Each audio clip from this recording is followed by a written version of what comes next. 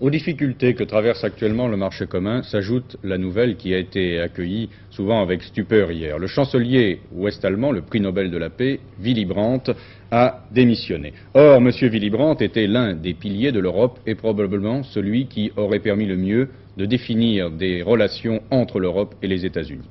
La presse allemande, dans son ensemble, regrette la démission de Willy Brandt, mais elle accueille plutôt favorablement le choix du Parti social-démocrate pour sa succession. Il s'agirait de M. Helmut Schmidt, le ministre des Finances. Quant aux raisons précises de la démission du chancelier, certains estiment qu'elle est due à la crise économique et sociale en Allemagne, d'autres qu'il s'agit bien de cette affaire d'espionnage avec l'Allemagne de l'Est, une affaire pour laquelle le chancelier a souhaité lui-même prendre la responsabilité politique. Entre l'Est et l'Ouest, l'espionnage est bien une réalité. De Bonn, Michel Meyer. Ces événements sont déjà inscrits dans l'histoire. Tout le monde sait qu'après leur victoire commune de 1945 sur l'Allemagne, Américains et Russes allaient s'opposer malgré le partage du monde de Yalta. Tout naturellement, avec la guerre froide, l'Allemagne allait se couper en deux zones principales. Signe extérieur de cette tension, une nouvelle ligne de démarcation, le mur de Berlin. Plus secrètement, le territoire allemand allait aussi devenir le cadre privilégié d'une guerre des ombres sans précédent.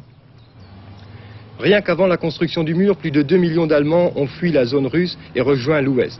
Parmi ces réfugiés, il était donc facile d'infiltrer des agents qui sont à présent devenus le noyau de l'armée du silence de l'Est dans le monde occidental. Plaque tournante de ces activités, Berlin est tout naturellement Bonn, la capitale fédérale. En République fédérale, on évalue actuellement à 11 000 le nombre des espions encore en activité. La plupart arrivent de l'Est.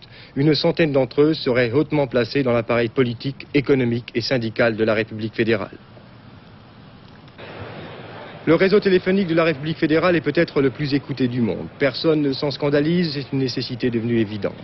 Il n'est donc pas surprenant que la biographie de Guillaume soit en harmonie avec la carrière type d'un espion venu de l'Est. Il s'est réfugié, entre guillemets, à l'Ouest en 1956 avant de s'infiltrer lentement mais sûrement dans l'appareil du Parti socialiste allemand, puis de l'appareil d'État une fois ce parti au pouvoir. Des mesures de sécurité rigoureuses sont prises en Allemagne pour contrer ces activités d'espionnage.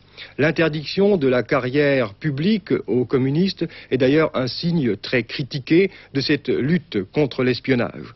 Il est pourtant presque impossible dans ce pays de se garantir absolument contre le risque d'espionnage. Sur le plan de la langue et de la culture, en effet, rien ne distingue un Allemand de l'Est d'un Allemand de l'Ouest. Et il ne peut être question, dans un pays comme la République fédérale, de faire une différence et de mettre en quarantaine les réfugiés venus de l'Allemagne de l'Est. Comme le disait souvent Willy Brandt, il n'y a pas d'Allemands de première ou de deuxième classe. En définitive, Willy Brandt a aussi été, dans cette affaire, la victime de ce que l'on peut appeler le problème fondamental de l'Allemagne divisée, à savoir l'impossibilité de faire une différence entre un Allemand venant ou de l'Est ou de l'Ouest.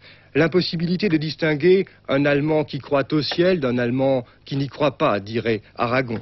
En attendant, a dit hier soir un autre écrivain allemand, celui-là, Heinrich Böll, prix Nobel de littérature, personne ne comprendra dans le monde que nous ayons laissé démolir le chancelier Willy Brandt.